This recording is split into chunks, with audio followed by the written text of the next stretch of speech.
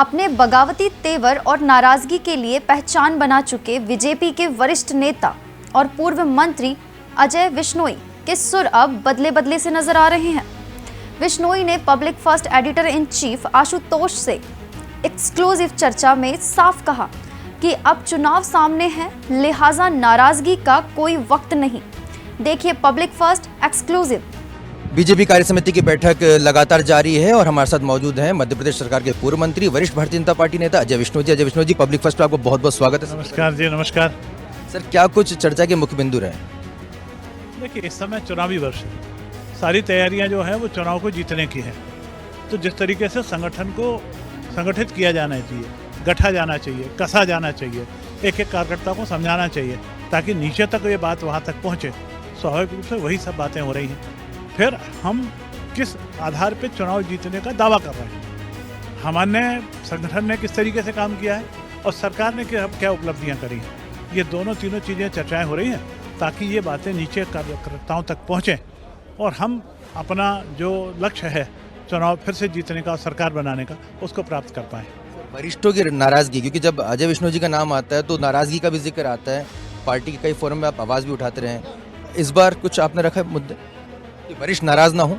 देखिए, नाराजगी का प्लेटफॉर्म अलग होता है। जिस समय युद्ध शुरू हो जाता है और बाहर वालों से लड़ने का टाइम आ जाता है, उस समय नाराजगी अपने घर में करने की जरूरत नहीं रहती है। उस समय फिर हमको तैयारी इस बात की करना है, युद्ध जीत ले। घर के अंदर की राजी नाराजी जो है वो घर के अंदर बात करेंगे, मीडिया पे नहीं करेंगे।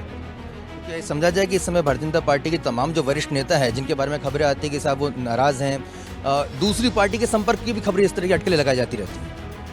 देखिए, मैं फिर कहता हूँ कि ये सब मीडिया की खबरें हैं या हमारे विरोधी या कांग्रेसी जो हैं वो इस तरीके से वातावरण को अपने पक्ष में बनाने का प्रयास कर रहे हैं, क्योंकि वो इस बात को समझते नहीं है कि बीजेपी क्या है। हम लोग बहुत अच्छे तरीके से जानते हैं, जो बीजेपी में है जब तक बीजेपी में है तभी तक कीमती है। हमने ऐसे बहुत से लोगों को बीजेपी छोड़ के जाते हुए देखा है जो फिर कहीं नज़र ही नहीं आए। तो बीजेपी छोड़ के जाने की कल्पना कोई नहीं करता है। बीजेपी में जितनी राजी नाराजी है वो घर के अंदर खत्म हो जाती है। तवज्जो वाली बात भी होती है, एक सम्मान वाली बात होती है। पार्टी में जब कहा जाता है कि युवाओं को आगे लाना है, तो क्या वरिष्ठों का अनुभव को भी दरकिनार कर दिया जाता है? देखिए, तवज्जो तो देना ही पड़ेगी।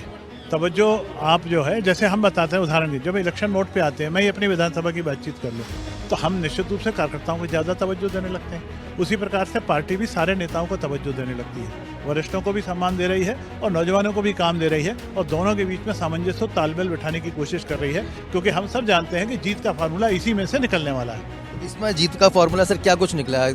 200 सीटों के पार का कोई फॉर्मूला को तैयार किया गया भारतीय जनता पार्टी के द्वारा? मैंने आपको फिर से बताया था, मैं फिर बता देता हूँ कि हमारे संगठन ने जिस तरीके से कदम दर कदम चल के नीचे संगठन को मजबूत किया है, नए कार्यकर्ताओं को जोड़ा है, नौजवानों को जोड़ा है, हरिजनों को जोड़ा है, आदिवासियों को जोड़ा है, उस सब की कवायद, और साथ में हमने जिस तरीके से प्रदेश के लिए, आम गरीबों के लिए काम किया है, आम किसानों के लिए काम किया है, उसकी याद उनको बार बार दिलाना, उस संगठन के माध्यम से जो इनको हमने संगठित किया है, इन दोनों को मिला के ही चुनाव जीतने की राह निकलने वाली है। विष्णु जी, बहुत बेबाकी से आप अपनी बात रखते हैं, वरिष्ठ नेता हैं, कुछ परिवर्तन को लेकर भी चर्चा हुई? देखिए, परिवर्तन करने का अब समय नहीं बचा और परिवर्तन इस समय नहीं होना भी नहीं चाहिए। मैं बहुत स्पष्ट शब्दों में कहूँगा, ना तो परिवर्तन मुख्यमंत्री के लिए जरूरी है, ना अध्यक्ष के लिए जरूरी है और ना हो रहा है, और ना किसी प्रकार का मंत्री पद के एक्सपांशन की भी इस समय बात करना और चर्चा करना फिजूल है। इस समय हम सब का एक लक्ष्य है, एक दिशा है और टारगेट एक है, 2023 का चुनाव, उसको जीतने की दिशा में हम सब जहां जिस स्थिति में हैं प्राणपण से लगें और चुनाव जीतें, यही हमारा लक्ष्य है, यही चर्चा है। चंद महीने पहले जिस अजय विश्नोई जी की हम बाइट सुना करते थे, जो आक्रामक तेवर दिखाई देते, इस बार कुछ अलग से नजर आ रहे हैं, भारतीय जनता पार्टी के कार्यकर्ता के तौर पर बोलते नजर आ रहे हैं। देखिए, जब भाव तो मेरा हमेशा वही रहा है, जब पहले भी मैं बोलता था, उस समय पार्टी में जहाँ जो चीज़ गलत नज़र आती थी या सरकार में जो चीज़ जैसी नज़र आती थी उसको मैं उनके सामने बोला करता था। आज भी बोलता हूँ। अब चूंकि चुनाव का साल है, इसलिए मीडिया के सामने बोलने का विषय नहीं बचा। जहाँ बोलना चाहिए उस प्लेटफॉर्म पर मेरे को सुना जाता है, इसलिए मैं वहाँ बोलता हूँ। महाकौशल के लिए आपने कुछ यहाँ पे सुझाव दिए? अभी यहाँ पर मैंने अभी तक सुबह से कोई भी शब्द नहीं बोला है और महाकौशल की बातचीत चर्चा कर रहे हैं। कल शिवराज जी फिर जबलपुर आ रहे हैं, वहाँ बैठ के चर्चा कर लेंगे।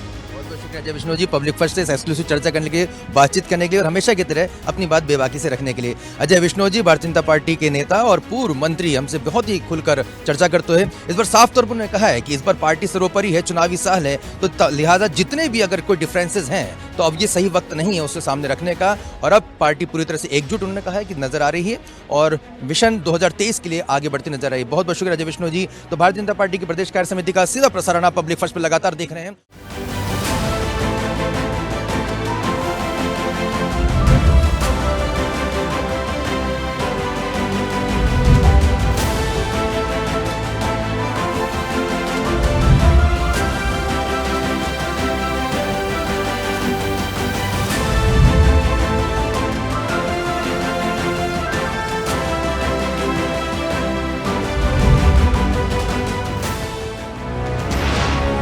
ये है इंडिया फर्स्ट कम्युनिकेशन और आप देख रहे हैं पब्लिक फर्स्ट, सर्वदा भारतीय।